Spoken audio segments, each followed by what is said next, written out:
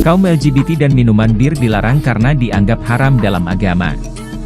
Kepala Keamanan Piala Dunia 2022, Abdullah Al-Nasari langsung tegaskan tidak ada tempat untuk kaum Sodom di Qatar.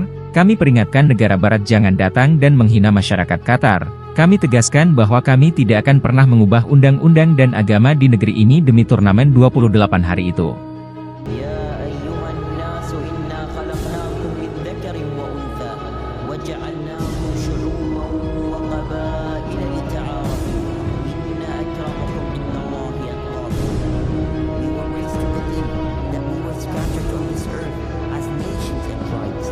Qatar memiliki aturan yang cukup asing di mata orang-orang Eropa atau Amerika Latin, seperti berhubungan badan tanpa ikatan suami istri dan LGBT, lesbian, gay, biseksual, and transgender. Bismillahirrahmanirrahim. Assalamualaikum warahmatullahi wabarakatuh. Waalaikumsalam. Ya Allah, alhamdulillah bisa hadir di sini. Kajian impian. Amin ya Allah. Alhamdulillah. Sebentar, kok kajian impiannya begini? Saya agak ngeri nih. Ini jadi clue nih bahasan. Ya, sedulur-sedulur Ustadz Danu Official Channel, kemudian Pak Tung Family Channel, Ustadz Asep channelnya? Asep Hidayat Official Channel. Asep Hidayat Official Channel. Pak Ustadz, sehat? Alhamdulillah, Mas Bob. Iya. Alhamdulillah. Ustadz ya. Sehat ya Mas Bob ya? Alhamdulillah. Mohon maaf nih, udah jarang kesini, hampir 7 bulan. Kangen banget. Banyak juga yang DM. Kapan main ke Pak Ustadz lagi? Kapan nge-vlog bareng lagi? Alhamdulillah, izin Allah hari ini bisa hadir di sini, ketemu sama guru kita semua Pak Ustadz. Barakallah, mudah-mudahan jadi wasilah buat semua yang nonton. Amin, amin. Dan kita semua senantiasa dalam lindungan Allah Subhanahu Wa Taala. Amin ya Allah, amin ya rabbal alamin. Taufik dan hidayahnya, amin. Amin. Langsung aja kalau begitu. Ini sebenarnya tadi ada dua pilihan. Mau lanjut ngobrol apa ngeruput dulu? Tapi kayaknya ntar aja dulu, agak jauhin dikit. Karena kalau lihat kopi buatan Bangzai nggak bisa menyala. Rasanya lain. Pantes ya, disayang banget sama pasangan ya Pak Haji. Enak banget bikin kopi. Pak Ustadz, ini dunia lagi heboh nih Pak Ustadz. Dunia lagi heboh oleh Piala Dunia. Negara kita juga lagi heboh dengan banyak bencana, beberapa kejadian kemarin. Nah, hebohnya dunia ini aja dulu ya, yang skupnya global nih gitu. Heboh karena ada Piala Dunia. Justru di dalam Piala Dunia ini ada kehebohan yang ngalahin pertandingan sepak bolanya kalau menurut saya. Pertandingan sepak bolanya heboh, rame seperti biasa, tapi ada yang jauh lebih heboh daripada itu. Yaitu adanya perdebatan antara negara penyelenggara dengan para negara yang bertanding di negara tersebut. Kita kan Qatar sekarang ya. Pertandingan Piala Dunia ini dilaksanakan di Qatar yang menerapkan aturan-aturan yang Islami, di mana ketika kita masuk ke kamar hotel ada QR code, orang bisa scan mengetahui sejarah Islam. Pembukaan Piala Dunia pun ada pengajiannya. Sudah otomatis sesuai dengan syariat Islam. Artinya ada larangan-larangan yang tidak dimiliki oleh negara lain.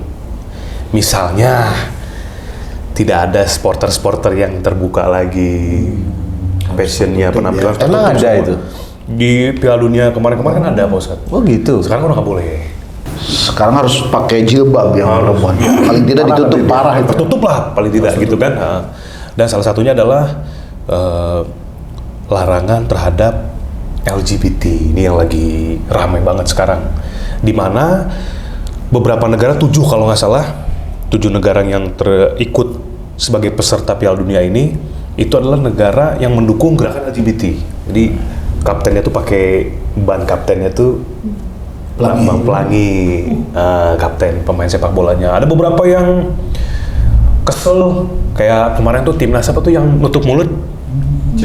Jerman. Jadi dia pose nutup mulut karena itu menjadikan simbol bahwa mereka dibungkam untuk menyuarakan bahwa mereka mendukung LGBT. Oh, gitu loh Pak jadi Ustadz. golongan, kelompok atau pemerintahnya itu. Pemerintahnya. Sebentar dulu Mas Bob. LGBT itu apa sih singkatannya? L-nya lesbian, G-nya gay, LGB-nya bisex, T-nya transgender. Nah itu. Takutnya kan nggak paham tuh. Betul. LGBT, lesbian, gay, bisex, dan transgender. Nah ini banyak yang akhirnya protes ke FIFA. Ya udah kalau kayak gitu saya mau keluar dari FIFA sampai sebegitunya. Kalau tidak boleh mengekspresikan cara mereka mendukung LGBT tersebut. Nah ini momennya tepat di acara paling besar di dunia, sudah mulai masif dan signifikan kampanyenya Pak Ustadz. Ini bagaimana Pak Ustadz? Nih, saya jadi teringat zaman cerita-cerita Nabi dulu ya. Nabi Lut gitu kan, kaum ketika Allah memberikan azab kepada orang-orang yang berbelok dari kodratnya nih Pak Ustadz. Ini apakah ini memang orang-orang ini menjadikan ini sebagai sebuah perkumpulan, tren, sebagai sebuah organisasi mungkin? Atau penyakit? Itu dia.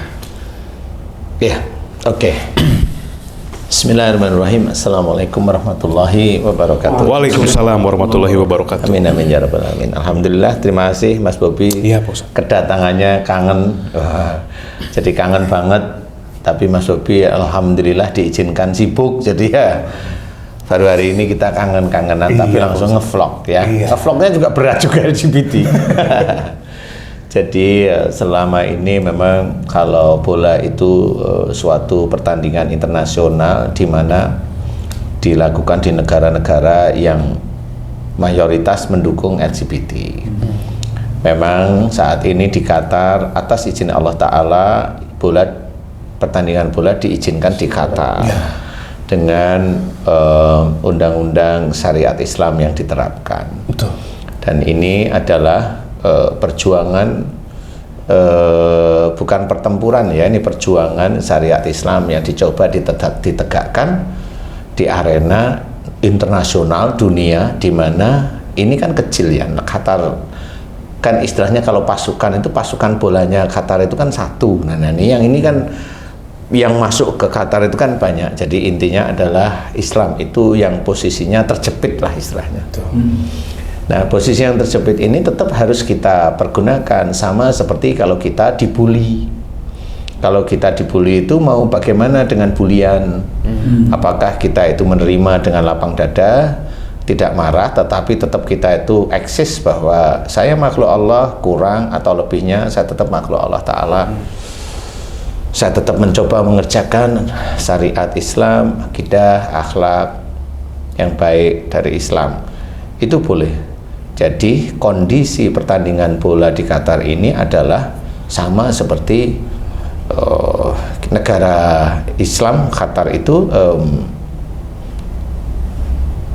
dibully istilahnya.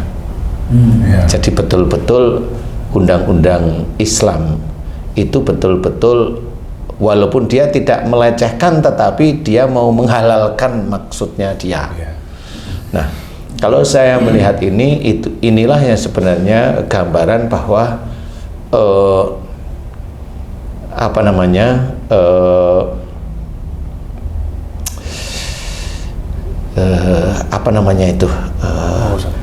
perjuangan orang Islam untuk menjalankan syariat terjepit dengan keadaan sehari-hari apa yang ada di dalam dunia ini. Jadi kita orang Islam jangan menganggap bahwa dengan Islam itu terus kita langsung lurus masuk surga, belum bisa seperti itu, harus dikerjakan.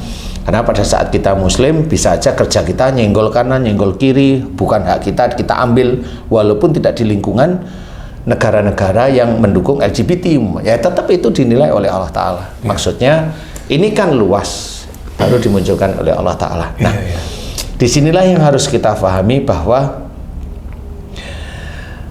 ujian-ujian yang dimunculkan dari Dajjal itu muncul sebegini besar.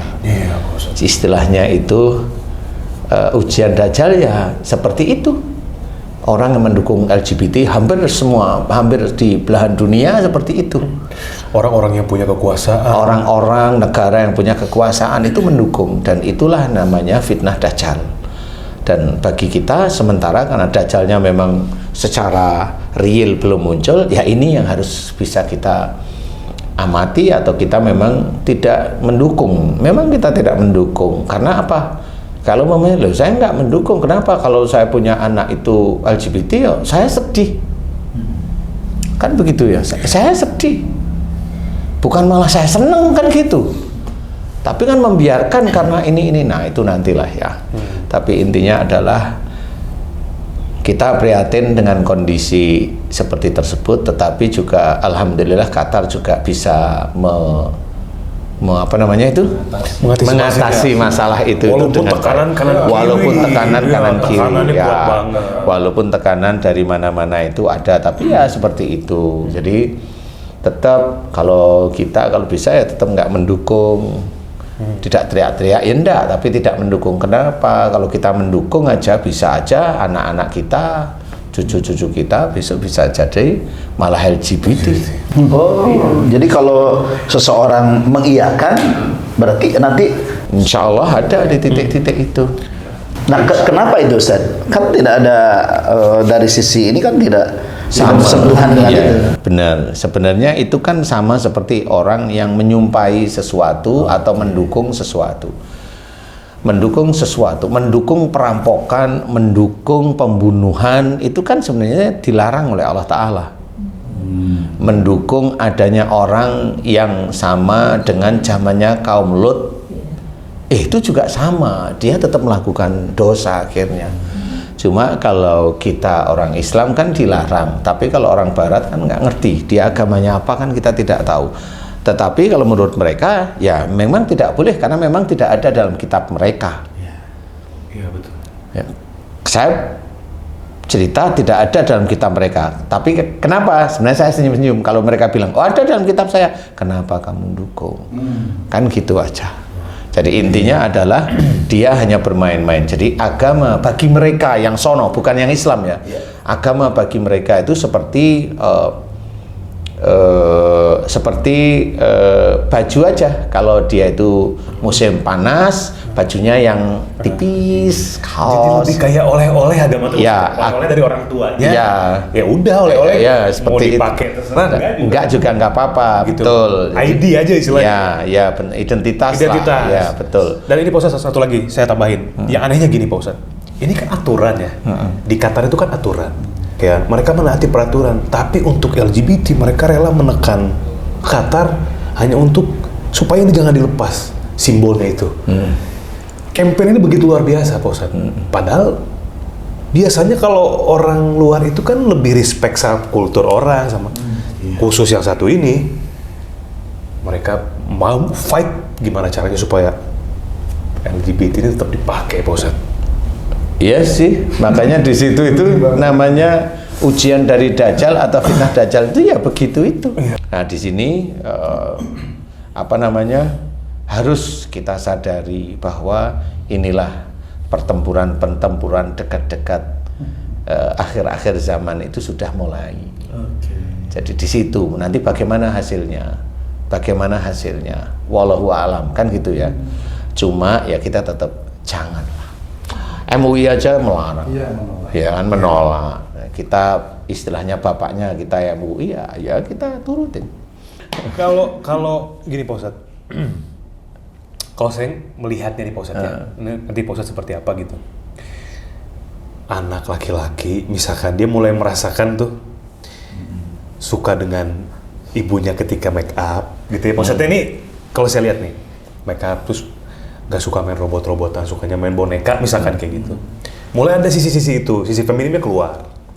Kemudian dia merasakan keanehan, di sekolah dapat bulian, di rumah mungkin ayahnya juga ngelihat gak mampu punya anak seperti itu.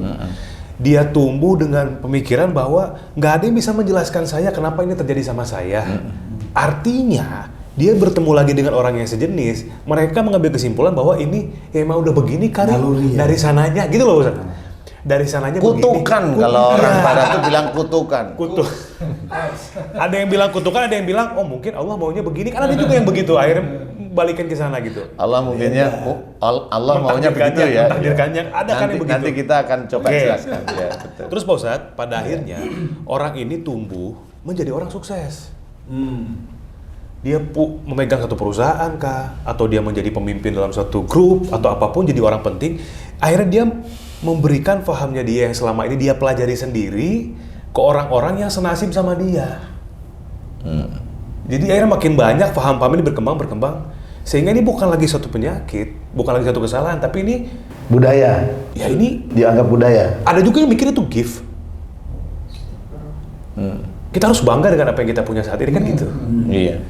Akhirnya dari situlah jadi kuat ini Pak Ustadz gitu. Jadi gini, Iya. memang kalau dulu zamannya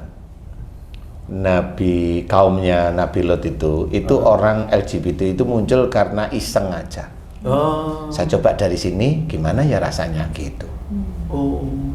Setelah ini ngomonglah ke teman-temannya, karena memang di situ ada belum ada sesuatu, kemudian ada keinginan, kemudian agama yang belum terlalu kuat, hanya dari Nabi Lot aja waktu itu.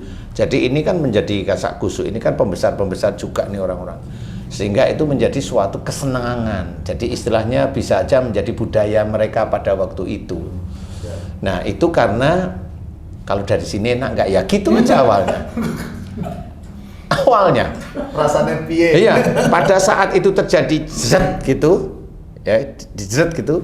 Nah ini orang akan menjadi penyakit sebenarnya. Oke. Itu kan sama seperti ini roti ini enak loh, saya belum makan ya nggak bisa ngomong kan gitu. Pada saat saya makan, enak beneran, berarti kan saya pengen beli di tempat itu. Dari eksperimen Dari eksperimen sebenarnya awalnya, insya Allah coba-coba awalnya. Cuma memang itu dimunculkan oleh Allah Ta'ala agar itu menjadi gambaran di kemudian hari kayak seperti ini. Nah kalau zaman sekarang sebenarnya bukan eksperimen saja. Nah disinilah kenapa di sini saya bisa, mudah-mudahan ini bisa menjadi gambaran aja.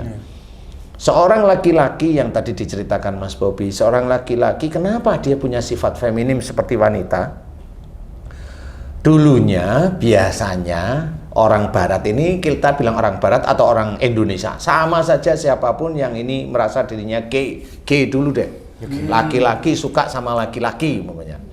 Dulu pada waktu dia belum ada di kandungan, dia yang gay itu belum ada di kandungan ibunya, biasanya ibunya meremehkan suaminya. Kamu itu nggak mau kerja, malas kayak wanita aja. Awalnya begitu itu. Sehingga itu menjadi sumpahnya si istri di hadapan Allah Ta'ala. Sehingga si istri tidak ada kandungan unsur menghormati imamnya. Nah di titik itulah sumpah itu menjadi catatan di hadapan Allah Ta'ala, sehingga Allah menurunkan ada dalam kandungan dia laki-laki yang keperempuan karena ngejek suaminya. Awalnya memang kalau saya amati seperti itu. Kemudian kalau mamanya ada tanya, loh emang begitu? Insya Allah sudah diterapkan, sudah. Gimana hasilnya? Alhamdulillah banyak yang berhasil. Orang yang dia itu suka dengan laki-laki, laki-laki suka dengan laki-laki, ketemu sama saya, meminta saya untuk membantu doa karena dia nggak mampu. Dia sudah punya istri, tetapi jangan sampai istri saya tahu, Ustaz. Saya kasih tahu dulu memang kamu, sejak kapan kamu muncul, saya tidak tahu. Tapi sejak kecil kayaknya saya memang punya perasaan seperti itu, berarti dari kecil. Berarti ini dari ibunya, saya terangkan. Kemudian dia paham, jalani, mulai hari ini berubah, saya akan bantu mendoakan. Beberapa kali ketemu akhirnya dia mulai lihat laki-laki nggak begitu suka. Sudah nggak begitu suka, akhirnya ya biasa. Dulunya kalau orang-orang kayak itu lihat laki-laki gemeter dia langsung sininya pusing, gitu katanya. Kenapa saya bisa cerita? Lah itu pasien saya yang anu itu begitu.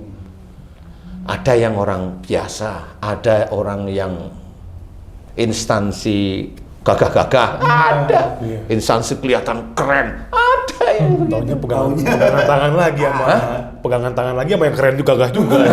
Itu kan banyak sama, gitu. tetapi itu bisa menjadi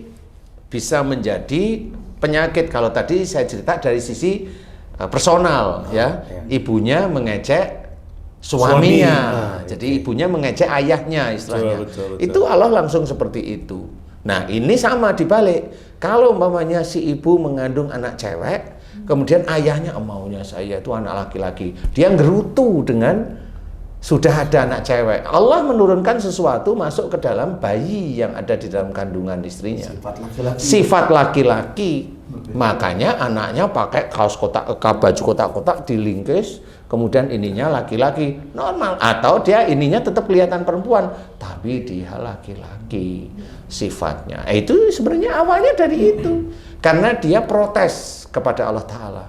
Sama seperti kalau wanita siapapun, dia muslim kayak, kalau dia itu merendahkan suaminya, oh jadi itu nanti anaknya laki-laki bisa agak ngewer nanti itu. Ya makanya tidak boleh sebenarnya. Ar-rijalu qawwamuna 'alan nisa, itu harus betul-betul difahami. Betul. Nah, ada yang umpamanya yang keren-keren pakai seragam, itu kan keren-keren, gagah. Tapi ya ada itu karena keadaan. Karena mandinya bareng. Mandinya itu bareng, telanjang bareng. Iya. Akhirnya kan dia nggak kuat ya, lihat-lihat yang agak pelentus-pelentus gitu nggak kuat. Akhirnya lama-lama ya, apa ini plek gitu, awalnya begitu-begitu. Iya. Lihat kalau mandi itu setahun sekali, lah mandi itu kan tiap hari. Masih gelap lagi. Iya. Ya yang mana yang mandi itu bareng-barengan? Oh ya tahulah semua. Ya. Nah disitulah terbentuk sama. Nah kalau sifat, ya. Itu jadi sifat. Akhirnya dia mulai seneng dengan itu. Nah kalau misalkan kayak tadi nih Pak Ustadz ya, mandi tiap hari misalkan, kayak misalkan di salah satu instansi yang mengharuskan seperti itu, Ada memang. itu sampai bisa dia tertarik itu, padahal kan nggak semua laki-laki berpikiran sama tuh. Apakah itu ada keterkaitan, ada dosa sama orang tua juga? Tetap ada, ya. tetap ada, Korelasinya ada. tetap korelasinya ada, Pemicunya pemicunya tetap ada. Tetap ada, jadi ibunya memang walaupun tidak terlalu sering merendahkan suaminya, tapi tetap ada korelasi untuk ke arah sana. Makanya jadinya mungkin di usia-usia orang itu sudah agak Iya, sudah agak gede. Nggak dia dari jadi. kecil lah Nggak istilahnya. dari kecil. Seperti itu. Nah, itu karena keadaan. betul. Karena ada teman saya Pak Ustadz, orang entertain juga ya. Karena kan lingkungan pekerjaan saya sangat dekat sekali dengan yang seperti itu. Benar kata Pak Ustadz, diawali dari eksperimen. Ini teman saya ini awalnya straight, lurus. Dia pergi ke luar negeri. Pergaulan di sana kan ya mungkin minuman udah nggak aneh lah ya, minuman, obat, pil. Nah ketika dia minum obat, kan party tuh. Mulai itu ada rasa pengen bereksperimen dengan temennya. Lo mau nggak kayak gitu? Kita kan artinya kita free, kita asik aja. Nah dari situ mulai sekali lama-lama pergaulannya makin luas. Akhirnya dia sekarang benar-benar jadi seperti itu. Tahun ini tadinya normal. Iya, itulah namanya virus LGBT. Ya, yang ditakutkan cuma bukan COVID. Itu mau disuntik dengan vaksin kayak apa nggak sembuh itu. Itu harus berubah. Oke Ustaz, tadi kan berhubungan terjadinya ya laki-laki tapi jadi sifat keperempuan-perempuanan. Itu kan ketika seorang istri meremehkan suami pada saat anaknya di kandungan. Tapi kalau misalnya anaknya sudah lahir, sudah gede, itu bisa juga atau enggak Ustaz? Misalnya anak udah lahir nih, si istrinya baru tuh menghina, merendahkan, bisa? Karena kan sudah lahir, tapi kan batasannya itu ada sifat tidak baik dari, atau si anak itu mulai ditulis oleh Allah Ta'ala amal-amalnya itu kan setelah akil balik. Nah, pada waktu dia belum akil balik, itu sifat buruk orang tua tetap masuk. Sifat buruk yang masuk, sifat baiknya juga masuk. Tinggal kuat yang mana, kan gitu aja. Tinggal kuat ya. Tinggal kuat yang mana. Kalau memang orang tuanya tidak mendukung kuat kepada Allah Ta'ala, selesai anak-anaknya. Selesai. Waduh. Seperti itu. Makanya kenapa Islam itu harus lurus, itu beneran ya memang kita harus belajar. Yang kita cari itu nggak cuma hanya jangan sampai ada LGBT ada di Indonesia. Enggak, yang kita takutkan itu nanti di akhirat. Di akhiratnya malahan. Karena kita harus benar-benar lurus, sehingga nanti kalau kita lurus beneran, ya insya Allah ya, itu kan nanti keluarga kita dilindungi oleh Allah Ta'ala dari hal-hal yang seperti itu. Karena memang kita mencoba lurus jalan Allah. Kalau lurus jalan Allah dilindungi, nggak akan ketemu dengan orang-orang yang seperti itu. Seperti itu. Jadi insya Allah tetap dilindungi. Nah, kenapa? Ya karena memang kita mencoba lurus dekat sama Allah Ta'ala. Pasti. Itu kan rezeki juga. Tidak ketemu dengan orang-orang seperti itu kan rezeki juga sebenarnya menurut saya ya. Sehingga kita tidak perlu pusing-pusing mikirin kayak temannya Mas Bobi keluar negeri Ya maunya apa ya nggak tahu kan gitu ya. Mau lurus ke luar negeri. Saya bilang banyak dari santri-santri saya yang bilang anak saya mau saya sekolahkan di luar negeri. Mau apa? Mau ini mending nggak usah, di Indonesia banyak. Iya. Karena resiko kayak begitu. Jadi saya sebagai orang tua juga pernah punya keinginan bahwa kayaknya kalau anak sekolah di luar negeri dapat beasiswa tuh kayaknya bagus gitu ya, dibiayain sama sekolahnya dan lain sebagainya.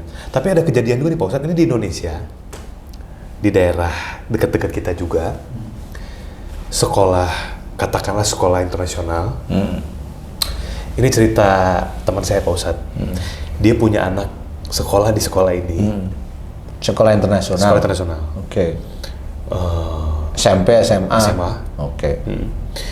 Jadi ini yang bikin saya Ikut mikir. kaget gitu Pak Ustadz. Saya pikir kan momen ini kan masalah LGBT ini kan nggak terlalu dekat dengan kita lah istilahnya. Kalau kita lihat kan mungkin wilayah-wilayah kayak tadi di luar negeri, atau mungkin kalau di sini juga mungkin di tempat atau bidang sub tertentu lah gitu ya Pak Ustadz ya, kayak di tempat hiburan dan lain sebagainya, itu kan lebih kelihatan tuh. Ternyata ini anaknya teman saya ini Pak Ustadz, dia mengalami bullying, dibully di sekolah sama temen yang awalnya deket, dan temennya ini berpengaruh. Temennya ini anak orang kaya terpandang, ya. Kemudian dia juga di sekolah itu punya circle yang besar, gitu ya. Awalnya deket, akhirnya si teman ini menjauh dari anak teman saya itu karena anak teman saya itu menolak LGBT. Sehingga akhirnya si teman yang berpengaruh ini mengajak teman-teman yang lain karena dia berpengaruh untuk menjauhi anak teman saya ini Pak Ustadz. Itu kan kaget dengernya. Di sini loh gitu. Nah, akhirnya padahal si anak yang berpengaruh ini dia Muslim. Dia Muslim, keluarganya Muslim, tapi mungkin dia lebih lama sekolah di luar. Gitu. Nah itu hebatnya. Itu gimana? Iya hebatnya begitu. Makanya saya nggak mau anak saya sekolahkan di luar negeri. Itu kenapa? Nomor satu kenapa coba? Gak ada biaya. Wah, Saya kaget. cara menyikapinya bagaimana ya kalau udah seperti itu kejadiannya gitu? Kalau saya ya dikuatkan aja semangatnya, dikuatkan semangatnya bahwa Allah itu cinta kepada orang-orang yang mencoba belajar tetap menegakkan syariat. Tapi kamu juga nggak boleh sombong, anakmu nggak boleh sombong, bilang tetap kukuh aja, yang penting tersenyum aja, dibully tersenyum. Karena seseorang yang menurut saya, pengalaman saya, orang itu kalau dulunya kecilnya itu dibully, biasanya besok besarnya itu dia dilebihkan oleh Allah Ta'ala. Khususnya yang saya sering lihat itu adalah harta. Khusus loh ya, ini prosentase besar itu harta. Kalau seorang itu dia dibully beneran terus dan dia itu tenang, santai, tetap istiqomah di jalan Allah, yang selama ini saya amati biasanya hartanya dilebihkan oleh Allah Ta'ala daripada besok yang membuli. Berarti harus bersyukur kalau dibully itu. Iya, bersyukurnya itu bukan dibulinya, bersyukur itu karena sudah terjadi. Jadi ya sudah mau gimana lagi kan? Ustaz, itu kan tadi kita berbicara dari awal tentang LGBT ya. Itu bisa disehatkan lagi, bisa diobati nggak Ustaz? Sebenarnya kesembuhan itu kan milik Allah ya. Tapi yang penting itu dia niat nggak. Kalau saya seperti itu. Selama ini yang saya tangani dia niat. Dan berhasil. Alhamdulillah diberi kenormalan oleh Allah Ta'ala. Walaupun tidak 100% ya, ada yang tidak 100%, ada yang 100%, tetapi tetap di ambang-ambang 95% itu Alhamdulillah berhasil. Subhanallah. Memang teori itulah yang sebenarnya harus dimengerti oleh para psikiater sedunia sebenarnya. Jadi bagi kita sendiri orang Muslim mencoba untuk dakwah, jangan menghujat juga orangnya LGBT. Nggak boleh ya, Bos. Cari jalan keluarnya. Kan gitu ya, cari jalan keluarnya. Istilahnya kalau orang belum bisa sholat, jangan maki-maki yang belum sholat. Bener. Cari jalan keluarnya. Benar sholat. Ajari sholat. Kan gitu. Ini bener banget Pak Ustadz. Karena dari dihujat itu ada dendam, Malah nggak mau dia. malah nggak mau pas sudah besar dia ingin supaya gimana caranya orang-orang yang dibully atau dihujat karena dia Itu. belok, ayo kita bangkit. Nah itu. Nah, itu yang tadi Mas Bobi bilang, yang LGBT itu akhirnya dihujat terus. Nah, ini kan dibully sama Iya sebenarnya. itu benar. Akhirnya beberapa dan banyak ya LGBT itu naik punya perusahaan-perusahaan yang besar. Nah, itu salah satunya. Jadi berpengaruh. Itu berpengaruh, makanya nggak usah dibully kalau Dan ada dana akhirnya kan, ada dana juga. ada dana mereka. juga. Nah, itu kalau saya nggak mau saya bully, nggak mau. Bener-bener nggak mau. Punya pengaruh jadinya Pak Nah, Ustadz. iya, itu akhirnya dinaikkan oleh Allah Ta'ala. Karena apa? Orang yang tahu agama sendiri akhirnya mulutnya rusak semua. Bener. Lupa. Bener. Berarti kalimat tidak menerima itu tuh di hati saja Ustaz, ya tidak perlu diucapkan. Lalu tidak menerima itu benar-benar enggak, saya tetap menolak itu. Tapi tidak dengan amarah yang akhirnya menghujat. Jadi kekuatan niat itu yang akan menjadikan dia kembali normal Ustaz. Insya Allah kalau memang dia itu mau kembali, Allah tahu kok sebenarnya. Jadi mana yang kembali, mana yang seneng, kan beda tetepan. Ini juga apa Pak Ustadz kayak berarti ada yang dari begitu lahir masa-masa balita lewat 5 tahun mulai merasakan dia pelan-pelan yang tadi suka bedakan, kemayu, ada yang lewat pergaulan. Kalau dia ngelihat teman-temannya kalau nggak ngikut, nggak gaul. Ada yang dia dipaksa. Dipaksa betul. Nah, itu juga sama. Kalau dipaksanya waktu kecil itu ya dia sendiri. Orang tuanya tetap dulu seringnya memaksa. Sering. Apa juga karena pengaruh peran bisa saja ya. Misalnya kan dalam satu seni kan berperan laki-laki jadi berpenampilan perempuan. Bisa juga seperti itu ya. Bisa aja kalau dia Terlalu mendalami mungkin. mendalami ya bisa. Ya, itu pernah terjadi. Ada salah satu coaching teater, dia main sebuah film tertentu, jadi itu, dan dia harus healing sekitar 5-6 bulan untuk balik normal lagi suka sama perempuan. Nah dari kan Ustaz kan menangani yang LGBT itu udah banyak banget gitu. Lumayan lah, nggak banyak semangat tapi lumayan ya. Berarti kan insya Allah ya dengan izin Allah bahwa Ustaz diberikan pertolongan gitu ya untuk bisa menyembuhkan orang-orang yang LGBT. Dari sekian itu ada juga yang kembali lagi Ustaz ya. Nggak pernah cerita, tapi alhamdulillah yang beberapa yang sudah terus komunikasi dengan saya itu dia sudah dulunya kalau lihat laki-laki langsung gemeter semua. Astagfirullah. Semua pokoknya pingin aja dia itu ingin Nyangkal gitu. itu sampai dia enggak sudah. Jadi laki-laki yang biasa aja, ada ketertarikan sedikit normal lah itu menurut saya. Sudah seperti itu. Ada yang dia nikah punya anak ada. Alhamdulillah. Ada yang sudah kembali pada istrinya ada. Ini yang karena lingkungan keadaan. Ada yang memang dari kecil dia sudah nggak cuma hanya LGBT aja dia udah kena HIV. Udah kena HIV. Rata-rata yang begitu itu kan kena HIV. Itu yang dikhawatirkan tuh itu sebenarnya maksudnya. Iya sih. Salah satunya. Yang dia khawatirkan gitu ya. Iya, yang dikhawatirkan. Yang jadi istilahnya prihatin semua orang lah melihat kasus ini gitu ya. Benar. Karena kan dari yang normal aja banyak yang kena HIV. Nah, apalagi yang jadi seperti ini lebih banyak lagi. Karena kan istilahnya di tempat itulah ya Pak Ustadz. Iya. Dan LGBT nggak main-main. LGBT itu adalah kalau kita berbicara tentang Islamnya, dia sudah melanggar akidah, melanggar syariat. Kalau udah melanggar syariat dan itu menjadi kesenangan, ya itu pasti ada dajjal. Tinggal bisa nggak disuntik vaksin apa yang dajjal itu bisa keluar sehingga dia menjadi normal. Nggak ada yang bisa. Kecuali kembali ke jalan Allah. Nah, rata-rata yang ketemu sama saya ajak kembali ke jalan Allah. Bukan ngaji aja, enggak, pengertian aja. Aplikasi, ayat-ayat aplikasi yang memang dipergunakan untuk keseharian dia setelah ketemu dengan saya itu kan harus begini. Betul. Seperti itu. Ya alhamdulillah diizinkan oleh Allah Ta'ala berhasil. Alhamdulillah atas izin Allah semuanya. Begitu. Barokallah Pak Ustadz. Jadi intinya adalah ini semakin tahun semakin peradaban itu maju, ini tidak bisa dihindari lagi. Gue bukan semaju sebetulnya, makin mundur. Peradabannya yang maju, Ustaz. Tapi akhlaknya mundur. Iya, itu ya. Peradabannya maju, ahlaknya semakin mundur. Gitu. Karena ini sudah masuk ke banyak sekali kalangan, sudah ada di mana-mana. Jadi seperti yang Pak Ustadz sampaikan tadi, saya garis bawahi adalah ya akhirnya kita pasti akan berdampingan ya Pak Ustadz ya? Iya.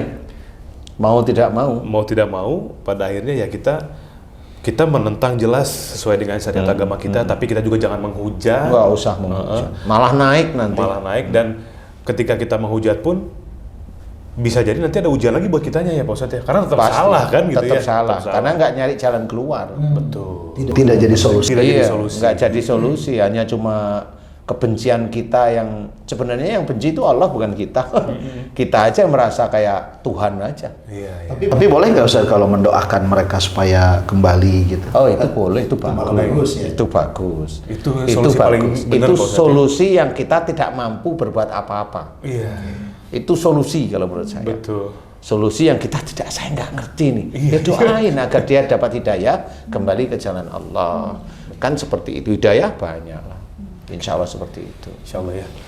Ya mudah-mudahan kita bisa menyikapi permasalahan ini sebagaimana yang disampaikan Pak Ustadz tadi, Ustadz Asep juga tadi. Insya Allah, menyampaikan. insya Allah, amin. Ya Patung. Siap. Mudah-mudahan ini jadi pembelajaran bahwa memang hal ini tidak bisa dihindari lagi karena memang sudah banyak. Mungkin akan semakin tahun semakin ke depan yang peradaban semakin maju tadi, tapi ahlaknya semakin mundur, ini akan memperbanyak lagi hal seperti itu. Tapi jangan juga jadi penasaran pengen nyobain ya. Jangan penasaran. Jangan. Jangan. Kalaupun penasaran, bolehlah. Penasaran dengan roti yang ada di hadapan kita. Boleh. Kita ini penasaran. dari Bunda Sari. Dari Bunda Sari, baik. Roti berkah. Baik Pak Ustadz, barakallah, terima kasih Ya, atas alhamdulillah, ilmunya. sama-sama. Terima kasih Patung, terima kasih. Mudah-mudahan jadi ilmu, jadi pembelajaran, jadi hikmah buat kita semua. Mudah-mudahan kita semua senantiasa dalam lindungan Allah Subhanahu wa taala. Amin ya Allah. Jadi bahan untuk berpikir, untuk merenung, untuk kita berperilaku, belajar lebih dekat kepada Allah, lebih baik lagi. Mudah-mudahan kita semua terhindar dari hal-hal yang negatif. Amin ya Allah, amin ya Allah. Saya bertemu lagi di vlog selanjutnya, kajian selanjutnya. Assalamualaikum warahmatullahi wabarakatuh. Waalaikumsalam warahmatullahi wabarakatuh. Alhamdulillah. Alhamdulillah. Aduh, alhamdulillah.